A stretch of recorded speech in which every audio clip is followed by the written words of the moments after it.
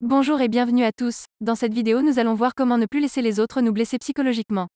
Je vous souhaite la bienvenue sur la chaîne Questions-Réponses. Merci à Flore Cooper, Laure Lou, Marie-Astrid Fignolet et Michele Tremblay pour leurs réponses à cette question. Nous allons commencer avec la première réponse de Flore Cooper. Quelle question? Et comment y répondre? J'ai eu les larmes aux yeux en la lisant. En tant que hypersensible, c'est tellement compliqué que de ne pas être blessé. Tu as beau t'armer, te conditionner, j'ai été blessé psychologiquement, émotionnellement. Les rares personnes qui sont vraiment rentrées dans ma vie, dans mon cœur m'ont parfois tant fait souffrir de par leurs mots qui utilisés sont une arme de destruction. On t'encense un jour puis on t'ignore. C'est une grande souffrance que de le vivre. Je suis trop profonde, trop authentique, trop passionnée, idéaliste éternelle, inconditionnelle. Un hypersensible est l'être le plus vivant sur Terre, car nous vivons les êtres, les moments, notre vie à 1000%. Nos tristesses sont si intenses, nos bonheurs si vibrants d'émotions, de vibrations et c'est juste magnifique. Il faudrait apprendre à ne plus aimer aussi fort, à être ce que je ne suis pas. Il faudrait être artificiel, c'est juste impossible. Toujours attiré en amitié, en amour par les artistes, les écorchés vifs à fleur de peau, à fleur de mots. Notre vie est faite de choix, elle en dépend. Pour ne plus être blessé par les êtres, leurs mots, leurs actes faits d'indifférence? S'entourer de personnes authentiques, pures, et ne plus idéaliser l'autre, prendre le temps de vraiment s'imprégner du vrai moi de la personne qui est parfois à l'opposé des apparences si trompeuses. Lorsque l'image se fissure, lorsqu'enfin tu vois la face dark de la personne, enfin je sors de ma tristesse de cette déception qui est un coup de poignard en plein cœur. Et je me repars, me remets en question comme toujours, quand bien même tu sais au fond de toi que sa seule erreur fut d'aimer une image transmise faite de faux semblants et de non-dits. Et je redeviens guerrière Amazon armée de mon courage et ma lumière. Prenez soin de vos mains en prière. Nous continuons avec la réponse de Laure Lou. Si l'autre te blesse, c'est qu'il vient toucher quelque chose chez toi. Soit parce que tu as conscience qu'un de tes comportements n'est plus adapté et que tu n'as pas encore entrepris un travail pour le faire évoluer.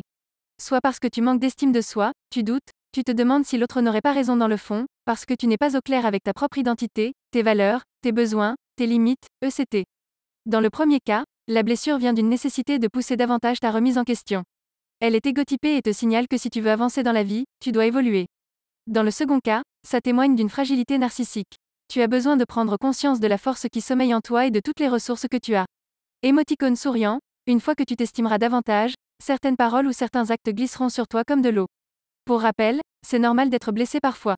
Ça témoigne de ton humanité. L'estime de soi fluctue selon les circonstances de la vie. Donc si tu as mal de temps à autre, c'est plutôt bon signe. C'est que tu es en vie. Émoticône clignant de l'œil. Nous continuons avec la réponse de Marie-Astrid Fignolet. En cas pareil, la première question à se poser est celle-ci.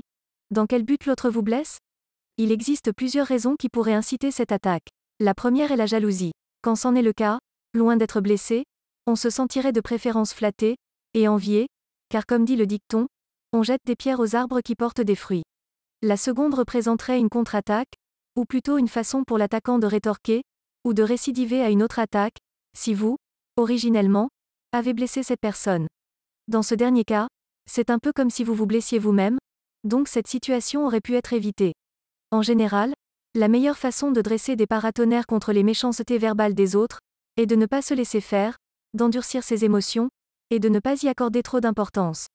De plus, provenant de certaines sources, ces attaques n'inspirent que de la pitié, car on comprend, et a priori, la raison cachée pour laquelle tant d'aigreur s'est incrustée chez certaines personnes. La réponse suivante est de Michele Tremblay. Afin de ne plus laisser les autres nous blesser psychologiquement. Il faut des apostrophes à bord prendre le temps de se connaître, à savoir quelles sont nos forces et nos faiblesses. Il faut aussi apprendre à se reconnaître, admettre nos forces et nos faiblesses. Afin de comprendre et de pouvoir accepter ou non les reproches qui nous sont adressés.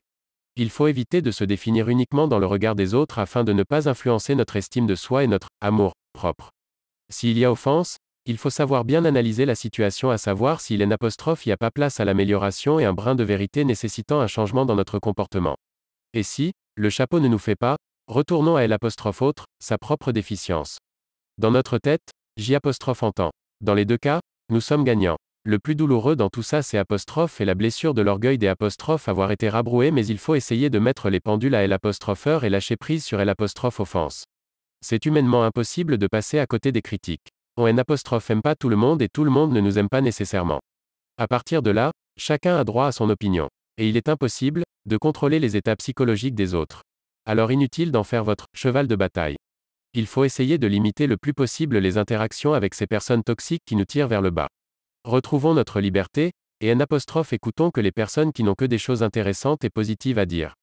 C'est la fin de la vidéo, on a fait le tour de toutes les réponses.